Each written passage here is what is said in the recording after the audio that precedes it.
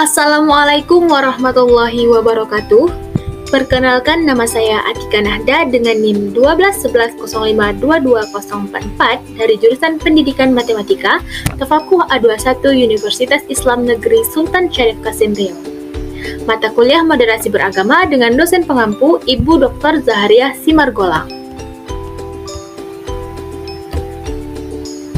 Baiklah, kali ini kita berbicara tentang bagaimana cara menghadapi perbedaan dan kontra narasi dalam Islam. Ada baiknya kita mengetahui apakah itu perbedaan. Perbedaan ialah keniscayaan yang dikehendaki oleh Allah Subhanahu wa Ta'ala di muka bumi ini. Kitab suci Al-Quran pun mengakui perbedaan dan menganjurkan manusia menyikapinya dengan bijak.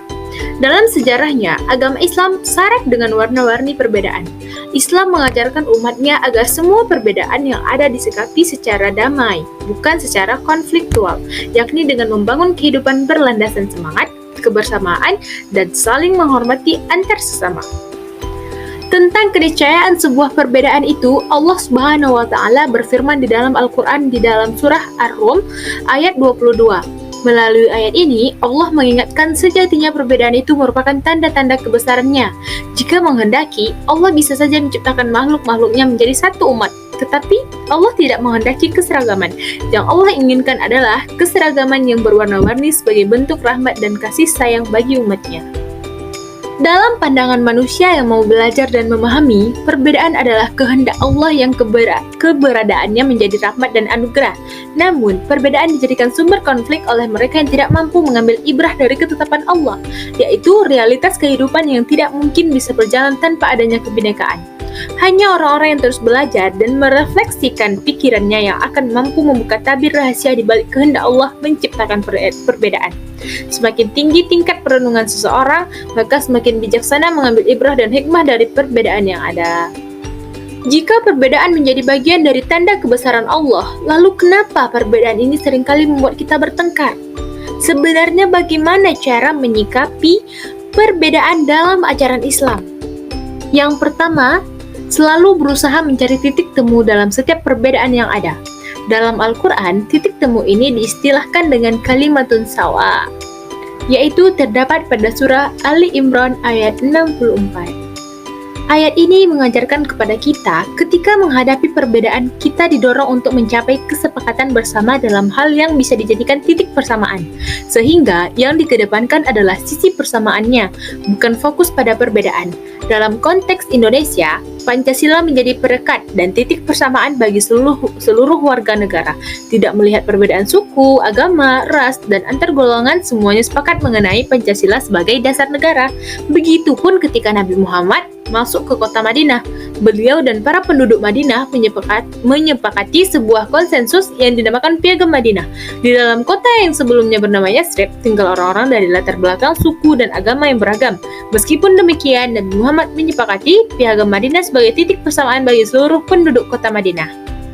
Yang kedua, sikap yang bisa kita kedepankan untuk menyikapi perbedaan adalah mengedepankan toleransi dan tenggang rasa, saling memahami satu sama lain tanpa terlebih dahulu menghakimi orang lain. Nabi Muhammad SAW sendiri adalah teladan bagi kita sebagaimana yang tercatat sejarah. Dalam sebuah riwayat diceritakan bahwa datang seorang Badui ke masjid Nabi dan serta merta kencing di masjid. Melihat ini terang, para sahabat Nabi marah dan akan memukuli orang ini. Rasulullah SAW mencegahnya, bahkan kemudian beliau menyuruh sahabat untuk menyiram dan membersihkan air seni laki-laki itu. Hal itu menunjukkan bahwa kita sebagai seorang muslim hendaklah bersikap tenggang rasa, rendah hati, lemah lembut, dan wajib mendidik dan memberi pengertian kepada orang-orang yang melakukan kesalahan.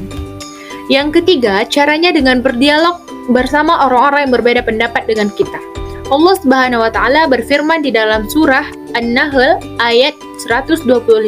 Di dalam ayat ini memerintahkan kepada kita agar dalam melakukan dakwah atau mengajak orang lain ke jalan Allah Subhanahu wa Ta'ala dengan cara-cara yang bijak, santun, dan dengan teladan baik. Sekiranya mereka terus membantah, maka bantah dengan cara yang lebih baik, bukan dengan cara-cara kasar, emosional, dan kebencian. Karena tugas kita hanyalah mengajak dan menyampaikan sesuatu yang baik. Di luar itu semua adalah kewenangan Allah Subhanahu wa Ta'ala.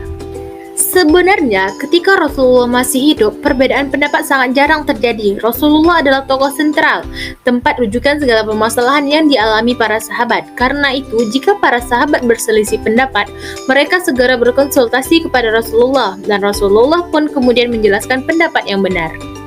Namun, setelah Rasulullah wafat, bibit-bibit perbedaan pendapat mulai tumbuh dan berkembang. Menurut Thaha Jabir Al-Alwani dalam kitab Adabul Ikhtilaf fil Islam, perbedaan pendapat setelah Rasulullah wafat dimulai dari benar atau tidaknya berita Rasulullah meninggal, hingga kemudian timbul pula perbedaan tentang siapakah khalifah mengganti Rasulullah. Perbedaan pendapat tersebut semakin melebar pada periode tabi'in dan mencapai pundaknya pada era Imam Mazhab. Contohnya pada masa sekarang ini yaitu ada dua. Yang pertama, Muhammadiyah, dan yang kedua, Nahdlatul Ulama. Kita sebagai umat muslim tidak boleh saling mencaci maki, tidak boleh saling merendahkan.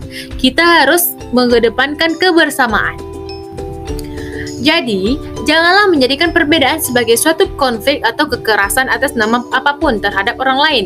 Perbedaan adalah tanda kuasa Allah Subhanahu wa Ta'ala, dan oleh karena itu kita tidak perlu saling membenci dan bertikai karena perbedaan. Karena sesungguhnya perbedaan adalah tanda-tanda kebesaran Allah Subhanahu wa Ta'ala.